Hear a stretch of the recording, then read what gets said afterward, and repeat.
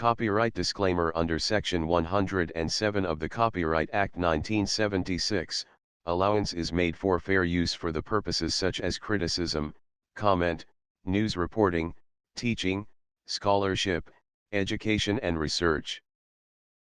This is a trigger warning. If you are easily offended or extra sensitive, you may want to bypass this video. Some words are not YouTube friendly. Crime Time Grime will use the words, fatal self-injury. Kent County, Michigan. The man suspected of killing a hotel security guard before shooting himself struggled with mental illness and had contemplated fatal self-injury for years. Jacob Grygorzyk, 21, is accused of shooting John Cain Jr., 38, early Tuesday, November 2, 2021 at the Grand Rapids Inn, in Wyoming, Michigan. Cain, an unarmed hotel security guard, confronted Grygorzyk outside his second-floor room to tell him that he and another man had to leave due to disorderly behavior. John Cain Jr. of Grand Rapids was shot and killed in the early hours of Tuesday, November 2, 2021, while working as an unarmed security guard at the Grand Rapids Inn, in Wyoming, Michigan. Cain died on the balcony. The video of the shooting was uploaded to Snapchat and was removed, but not before being shared to other social media sites. The video shows Grygorzyk setting up the camera, throwing out gang signs, showing his gun to the camera, pulling out the gun, and chasing Cain as he fled. It does not show the actual shooting, however, the audio of the shooting can be heard. Grygorzyk shot, or shot at, Cain 6 times. Cain can be heard on the video as he was dying. Due to the horrific nature, Crime Time Grime will not play the audio.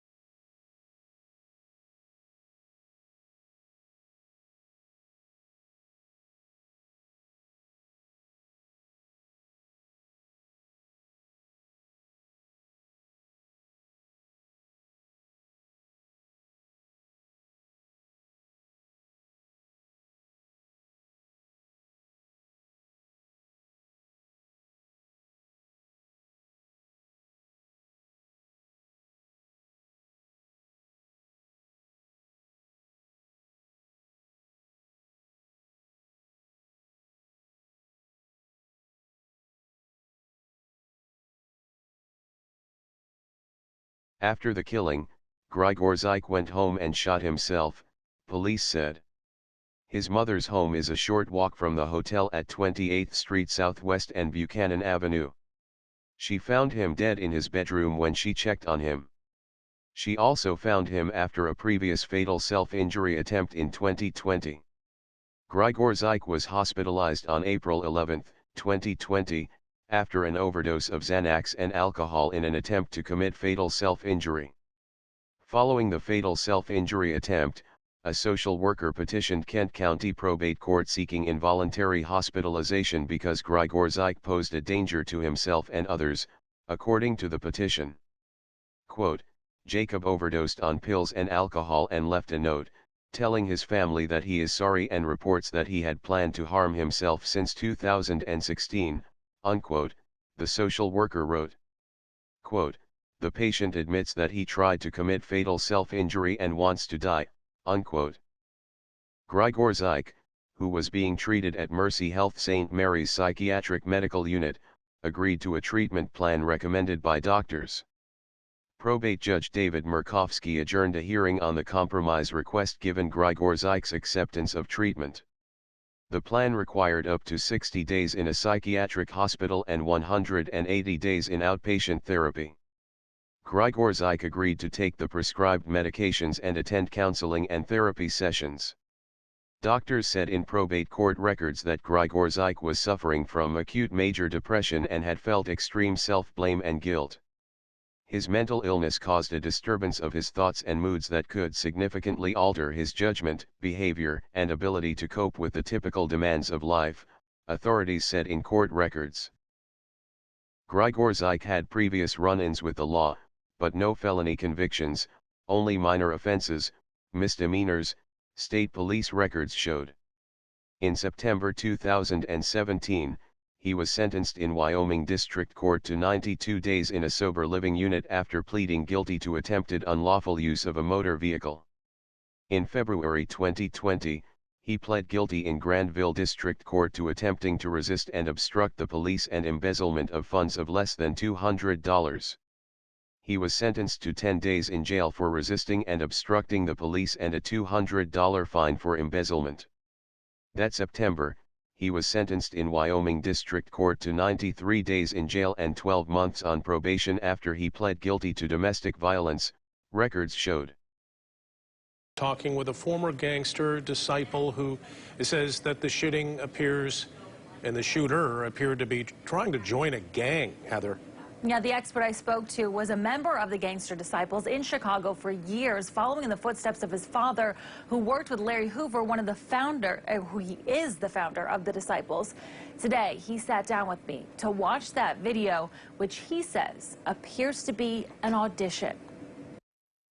When he's showing the gun here, it is plain to see that he's going to kill this person. Right away, former disciple Willie Watt began noticing key points. And I also noticed that the music playing in the background is a well-known disciple in Chicago. Watt grew up in a disciple home, later becoming a disciple himself. But when he got out of the gang, he decided to help kids avoid the life. So right here he says pitchforks up, and the Star of David that he closes them in. That is an original disciple sign. And what does that mean? That's showing that you run with the disciples. Looking at it, he wants to pull this guy into the room, but the guy's not coming in. And right here he's showing his gun to the camera, which means that he was going to try to do the killing in front of the camera to prove to somebody or auditioning someone. Watt says in order to join, you can kill a rival gang member or someone random. But the rules are you can't get caught. He says that could explain the reason the shooter went home and, according to police, killed himself. Or Watt says he could have been false flagging, which means throwing up the disciple sign without being a disciple. Watt says most disciples in West Michigan are black and the shooter was white. But the real reason may never be known. So I know we hear about these gang initiations, and I think a lot of people think that's just in the movies or that was back in the day, but this is still going on. This is still going on, even here in Holland. Watt says in Holland there are roughly 300 disciples, and in Grand Rapids, around 500 to 600. Timeline of events. September 2017, Jacob Michael Grygorzyk was sentenced to 92 days in a sober living unit after pleading guilty to attempted unlawful use of a motor vehicle. August 6, 2019, Jacob Grygorzyk's father died. February 2020, Jacob Grygorzyk is sentenced to 10 days in jail for resisting and obstructing the police and a $200 fine for embezzlement. April 11, 2020, Jacob Grygorzyk was hospitalized after an overdose of Xanax and alcohol in an attempt to commit fatal self-injury. June 23, 2020, Jacob Grygorzyk's grandmother died. September 2020, Jacob Grygorzyk was sentenced to 93 days in jail and 12 months probation after he pled guilty to domestic violence. November 2, 2021, Jacob Grygorzyk is suspected of the fatal shooting of John Cain Jr. before killing himself. Now, let's unmask Jacob Michael Grygorzyk.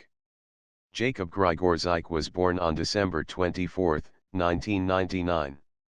I've traced back until 2014 when Jacob was living with his father and his father's significant other. I have not found anything about his biological mother at this time. Jacob fatally self-injured himself at the home of his father's significant other. There are still many unanswered questions. Why did Grygorzyk feel extreme self-blame and guilt? Why did the judge not force him into the 60-day psychiatric hospital stay?